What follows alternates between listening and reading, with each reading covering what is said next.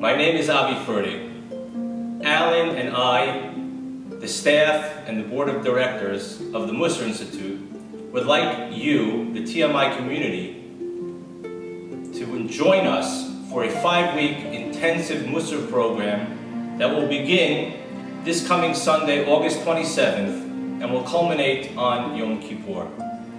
Today is Rosh Chodesh Elul. It is the time, I can relate from my own yeshiva experience, when we came back from our summer break and began a 40-day intensive period of study, which again finishes on Yom Kippur. It was the time where I recall with such fondness the energy, the intensity, the enthusiasm, the awesomeness of that period of time, where the curriculum in the yeshiva focused much more strongly on Mussar than it did the rest of the year. It culminated in an awesome experience where in the Beit Midrash of the yeshiva where I studied in Baltimore, called Ner Israel, named after Israel Salanter, we had over 1,000 people praying together where the building literally shook. There's a story that is told that Rabbi Yisrael Salanter was once walking in the street during the month of Elul, and he came upon two Jews who were having an argument. They were screaming at each other. He was saying this, he was saying that. And Rabbi Yisrael looked at them and he screamed, Elul! And immediately they stopped their arguing and went on their way.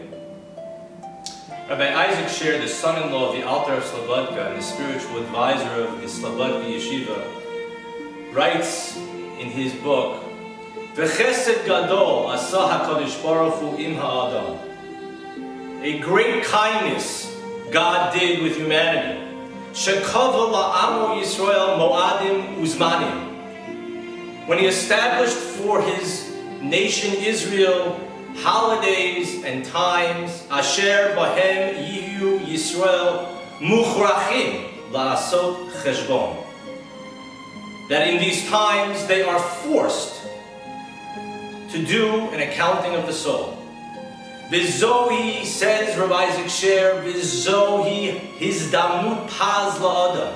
This is a golden opportunity for humanity. Latzeit min hashigra shelo, to leave their natural routine, hanasit b'samyot ayin, which is done with a blindness of the eye. Mibli cheshbon, without an accounting, umibli hitbonenut, and without reflection. Ve'elu hayomim, and these days, Yemei Elul, are the days of Elul. Hema hayamim, these are the days, Shekava HaKadosh Baruch Hu, that God established. Liyimei cheshbon hama'asim, for days of an accounting of our actions. V'liyimei hit'orut, and days that awaken us, Teshuva, to repentance or to return. Program is a time for change. Mussar and Elul. And this is not an arbitrary time that the Mussar greats established.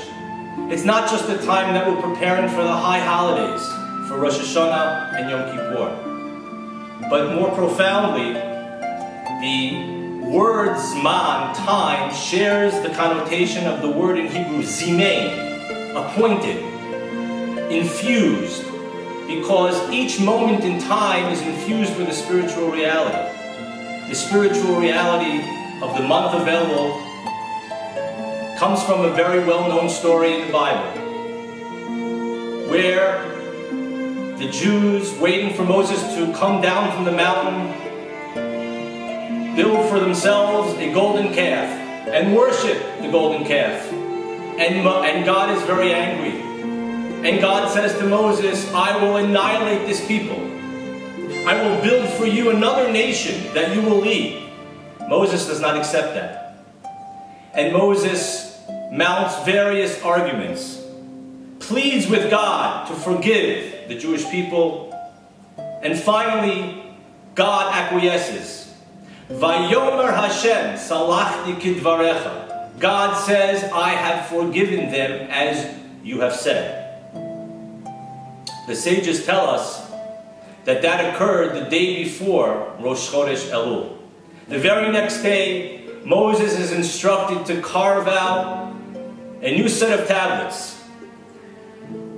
And on Rosh Chodesh Elul, Moses ascends the mountain anew and spends 40 days on the mountain, culminating in Yom Kippur. That is the spiritual energy infused into the time that we are now entering. The 5 topics we will explore together in study and in practice over the next 5 weeks are all themes that are central to the month and the time that we are now in. The first week we'll explore Chodesh Elul, the golden opportunity of the month of Elul. In the second week, which will be the most challenging, we will explore together the theme of Yirat Shamayim, the fear of God, reward and punishment, as a motivator, as a Mussar-based motivation for change. In the third week, we will focus on change and free will. You can change. In the fourth week, as we prepare for Rosh HaShana, we will focus on the theme of Kabbalat Ol Malchut Shamayim, which literally means accepting upon ourselves the kingship, the yoke of the kingship of God. And in the final week, we will prepare for Yom Kippur and focus on the concept of Teshuva, of repentance, or more exactly, returning to God. Each week, we're going to begin the week by sending out a video which will describe and explore the theme of the week and will introduce the practice of the week. Each day during this entire period, we will send a Mussar source with study questions that we will explore in study and in practice. TMI is a community of practice. We're from all over the world. I am looking out right now from my home in Beit Shemesh at the beautiful hills of Jerusalem. You may be in London, in St. Paulo, in Los Angeles or New York, in Canada, in Amsterdam. What brings us together is when we study and practice Mussar. Please join me, join us, strengthen the community, inspire the community, support the community, and together we can experience a truly meaningful Elul and the most awesome Rosh HaShana and Yom Kippur that we've ever had.